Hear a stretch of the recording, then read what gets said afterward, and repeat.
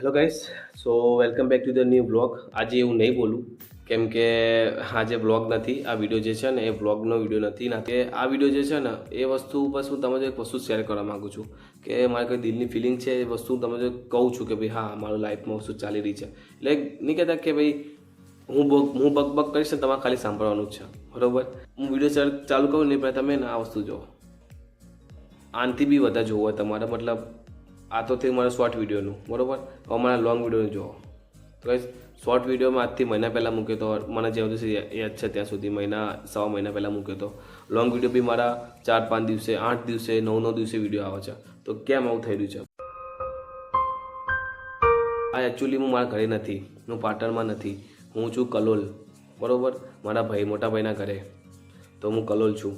તો કલોલ કેમ છું એ બી તમને કહી દઉં કે હું છે ને જોબ કરું છું અહીંયા ટોરેન્ટ ફાર્માની અંદર એઝ અ ફાયરમેન. ઓકે, તો ત્યાં શું છે, મોબાઈલ એલાઉડ નથી. પ્લસ કે ત્યાંનું બિહેવિયર કેવું છે, હું એક દિવસ મોબાઈલ લઈ જતો હતો ને તો એમને મને શું કીધું કે મોબાઈલ લઈને નહીં આવે. તો મેં એમને કીધું ભાઈ હું 15-20 કિલોમીટર અપડાઉન કરું છું, રાતની ડ્યુટી હોય તો મને કોઈ તકલીફ હોય તો હું કોને ફોન કરું, તો હું ફોન લાવવા દો. તો એમને શું કીધું ખબર? સિરિયસ એમનો આન્સર કેવો હતો કે ભાઈ ના, અમારો પ્રશ્ન નથી, તો મોબાઈલ લઈને નહીં જવાનું. એટલે મારું પ્લાનિંગ હતું કે હું ત્યાં જમા કરાવી દઉં, પણ એ લોકો તો ત્યાં બી નહોતા, મતલબ જમા બી નહોતા કરતા ફોન એમ. તો પછી ફોન ત્યાં અલાઉડ નહોતો. અને બીજું કેવું છે કે પ્રાઇવેટ જોબ છે તો તમને ખબર છે કે થોડું કામનું પ્રેશર બી હોય. મારી બોડીથી નહોતો થાકતો બટ અહીંથી તો થાકી જવાતું હતું, બરાબર. તો એ બધા પ્રશ્ન હતા, મતલબ બેઝિકલી જોબના લૂપમાં ફસાઈ ગયો હતો એટલે મારા વિડીયો જલ્દી નહોતા આવતા. અને ત્યાં મોબાઈલ એલાઉડ નહોતો, બરાબર. તો ત્યાં રેકોર્ડિંગ બી હું વધારે નહોતો કરી શકતો, તો મારા મિની વ્લોગ બી નહોતા આવતા, યા તો નવો કોઈ વિડીયો હતો. અને બીજી વસ્તુ કે ત્યાં શું હતું કે મારી બધી બહેનો હતી, તો ત્યાંના કંઈક ને કંઈક કન્ટેન્ટ તમને મળી જતો હતો પાર્ટનર રેકોર્ડ કરવા માટે. અહીં તો હું, પહેલો ભાભી 3 લોકો જ છીએ, તો બધા કંઈ મળતું છે નહીં કન્ટેન્ટ રેકોર્ડ કરવા માટે. ઓકે, પણ કંઈ નહીં, હું આ ટ્રાય કરીશ નવા વિડીયો માટે. તો વચ્ચે કોલ આવી ગયો હતો એટલા માટે. તો હા, તો આ કીધું એ કે કન્ટેન્ટ અહીંયા વધારે છે નહીં, એટલા માટે કન્ટેન્ટ બનાવવા માટે છે નહીં. પણ કંઈ વાંધો નહીં, હું ટ્રાય કરીશ બહુ સારું એવું કન્ટેન્ટ બનાવવા માટે. ઓકે, જોબના લૂપમાં તો જોબ તો કેવું છે, હમણાં હું નવો ચાલુ થયો છું, તો એના માટે થોડો પ્રેશર હોય છે દિમાગ પર કે ભાઈ હા બધું મેનેજ થતું નહીં સાથે. પણ કંઈ વાંધો નહીં, હું મેનેજ કરવાનું ટ્રાય કરીશ. અને બીજી વસ્તુ કે હવે છે ને મેં એક બહુ ધમાકેદાર વસ્તુ કરી છે, બરાબર. આ જે વિડીયો છે ને હું અત્યારથી રેકોર્ડ કરું છું. આઈ થિંક જે દિવસે રેકોર્ડ કરતો હોઈશ ને દિવસે હું અપલોડ કરી દઈશ. ઓકે, તો એ વિડીયો તમે જોઈ લેજો. પણ આ વિડીયો અપલોડ થયા પછી જે વિડીયો આવશે ને એમાં તમારે બધાના પગ નીચે જે જમીન હલી જવાની છે કે બીજા આગજાતે આવડું મોટું તીર મારી લીધું એમ, તે આવડું મોટું હમણાં કરી દીધું કામકાજ એમ. કંઈ વાંધો નહીં, એ વિડીયો બી આ વિડીયો પછી એ વિડીયો હું તમને નાખી બી દઈશ. અને એ વિડીયો જોશો ને એટલે મને ખબર છે કે તમારી હાલત બગડી જવાની છે, પણ કંઈ વાંધો નહીં. બીજું તમને બીજું પ્રોમિસ કરવા માગતો હતો કે આ વિડીયો પછી જે વિડીયો પ્લાન કર્યો છે એ વિડીયો તો આવી જ જવાનો છે, બરાબર. એના પછી બી મતલબ હવેના જે 4-5 વિડીયો છે તમારા માટે બહુ સરપ્રાઈઝવાળા છે, બરાબર. તો એ વસ્તુ તમારે એના માટે તમે રેડી થઈ જજો, બરાબર. એ બહુ મોટી સરપ્રાઈઝ છે, હું તમને લોકો બધાને આપવાનો છું. એન્ડ જે મારા જે પેલા પેન્ડિંગ વિડીયો છે જે એને એક જ વિડીયો નાખ્યો તો હું દ્વારકા ફરવા ગયો હતો અને 7 દિવસના બ્લોગ બનાવ્યા તો મેં એક જ બ્લોગ નાખ્યો છે. તો એ વિડીયો બી હું લગભગ ને આ બધા વિડીયોના જે પ્લાન કરે છે પ્રમાણે પ્લાન મતલબ 3 થી 4 વિડીયોનું પ્લાનિંગ છે મારું. જો એ વિડીયો ખતમ થઈ જશે ને તો પછી નાખી દઈશ, નકર જો ઈચ્છા થઈ કે વચ્ચે રાખો તો વચ્ચે બી નાખી દઈશ.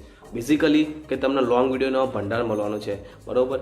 તમને બહુ ફટાફટ 2-3 દિવસની ગેપમાં 2-3 દિવસની ગેપમાં તમને લોંગ વિડીયો મળતા રહેશે. હું તમને બેઝિકલી કહું ને તો હાલ શું છે તો દેખો, હું એક જગ્યા પર નોકરી કરતો હતો ને, બરાબર. તો ત્યાંથી લગભગ હું શિફ્ટ થઈ જવાનો છું બિકોઝ ઓફ કે ત્યાંનું વર્કલોડને થોડું સિસ્ટમ બનાવવા અનુકૂળ નથી આવતી, બરાબર. અને કેમ છોડવાનો એ બી તમને કહી દઉં તો બેઝિકલી મારા ફાયર ડિપાર્ટમેન્ટમાં કેવું હોય છે કે યુટ્યુબ તો ચલો આપણો એક ઓપ્શન છે કે ચલો શોખ માટે કરીએ છીએ, પણ પ્રોફેશનલ લાઈફ બી હોવી જરૂરી છે તમારી, બરાબર. તો એમાં શું થાય છે કે જે કંપનીમાં જોબ કરું છું ત્યાં કોન્ટ્રાક્ટ બેઝ ચાલુ છે અને એના કોન્ટ્રાક્ટનું સર્ટિફિકેટ વેલિડ નથી ગણાતું, એટલી બધી જગ્યાએ વેલિડ નથી ગણાતું, બરાબર. કારણ કે 2-3 વ્યક્તિ એવા છે જે સર્ટિફિકેટ લઈને ગયા છે 2-2 વર્ષ નોકરી કરીને અને એમના હાથ ફેરથી નવેસરથી શરૂઆત કરવી પડે છે. એટલે હું રિસ્ક લેવા નથી માગતો.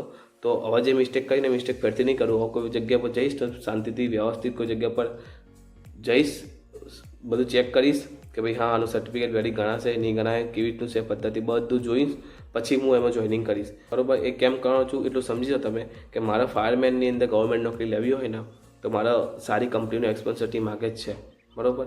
તો એ વસ્તુની રિક્વાયરમેન્ટ મારી મેન પ્રાયોરિટી છે વસ્તુ મારી સર્ટિફિકેટ. તો એના માટે તેને હું જોબ ચેન્જ કરવાનો છું.